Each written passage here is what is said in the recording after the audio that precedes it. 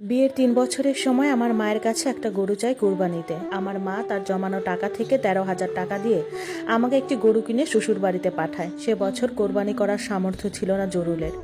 জরুল বলেছিল এবছর সে কুরবানি করবে না, কিন্তু বিষয়টা আমার কাছে ভালো লাগছিল না। তাই আমি আমার বাপের বাড়ি থেকে একটা গরু আনাই। সেটা দিয়ে হয়তো কুরবানি হবে না, কিন্তু সবাইকে নিয়ে মাংস খেতে পারবো। আর কোরবানি না করাটা একটু লজ্জার বিষয় ছিল।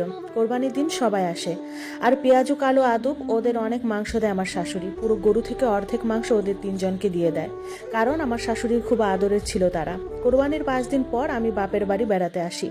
জরুল আমাকে গাড়িতে তুলে দেয়। বাপের বাড়িতে আসার ২ দিন আগে থেকে জরুল আমাকে খুব মায়া মহব্বত করে, বিয়ের প্রথম প্রথম দিনগুলোর মতো। বাপের বাড়িতে আসার পর থেকে আমার বাম চোখ শুধু লাফাইতো, আর আমার বাম চোখ লাফালে আমি কোনো খারাপ খবর শুনতাম কিংবা আমার কোনো বিপদ হতো।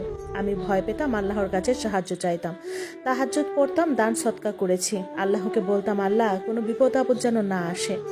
আমি বাপের বাড়িতে আসার ৬ দিন পর শুনি জরুল বিয়ে করেছে পেঁয়াজুর শালিকে। এই খবর আমি নিতে পারিনি। আমার মা খবর নিল বিভিন্ন মানুষ দিয়ে, আর বিষয়টা সত্যি। শুক্রবার দিন আসরের পর পেঁয়াজুর শালিকে বিয়ে করে এনেছে।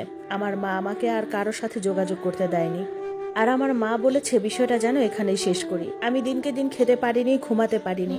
আমার কলিজাটা ছিঁড়ে যেত, আর জরুলের সাথে কাটানো ভালো সময়গুলো মনে পড়তো। আমি একদম ভেঙে পড়েছিলাম। সেই যে ভেঙে পড়েছি, আর উঠতে পারিনি সেই পরিস্থিতি থেকে। বিভিন্ন লোক মারফতে খবর পাই যে আমার শাশুড়ি বলেছে আমি নাকি জরুলের টাকা পয়সা মেরে দিয়েছি। সে আমার নামে অনেক বদনামি শুরু করে দেয়, যা আমার পরিবারের কানে আসে। আমার ভাইয়েরা রেগে আগুন হয়ে যায়।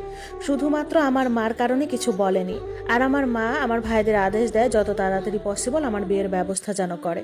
জরুলের বিয়ের ১১ দিন পর জরুল আমাকে আমাদের এক কাজের লোকের মাধ্যমে চিঠি পাঠায়। চিঠিতে লেখা ছিল, প্রিয় হাসি, আমি ভালো নেই। আমি অনেক অন্যায় করে ফেলেছি তোমার সাথে। আমাকে মাফ করো। আমি মাগরিবের পর তোমাদের বাড়ির পাশে অপেক্ষা করব, তুমি আসবে। এই চিঠিটা পাওয়ার পর আমার বেকুল মন তাকে একটি বার দেখার জন্য পাগল হয়ে যায়, তার বুকে একটু মাথা রাখার জন্য। বিরহ ভীষণ খারাপ জিনিস, এই বিরহের কোনো ওষুধ নেই। আমি মাগরিবের অপেক্ষায় থাকি। মাগরিবের সময় আমি বাড়ি থেকে থেকে বের হয়ে তার সাথে দেখা করি, আর কাউকে কিছু না বলে। জরুলকে দেখার সাথে সাথে আমি রাস্তায় পড়ে যাই। জরুল আমাকে ধরে ফেলে, সে আমাকে জড়িয়ে ধরে কান্না করে দেয়, আর আমার পা ধরে মাফ চায়। আমি তার আবেগে গলে যাই। তার শরীরের গন্ধটা বহুদিন পর পাচ্ছিলাম। প্রিয় মানুষদের শরীরে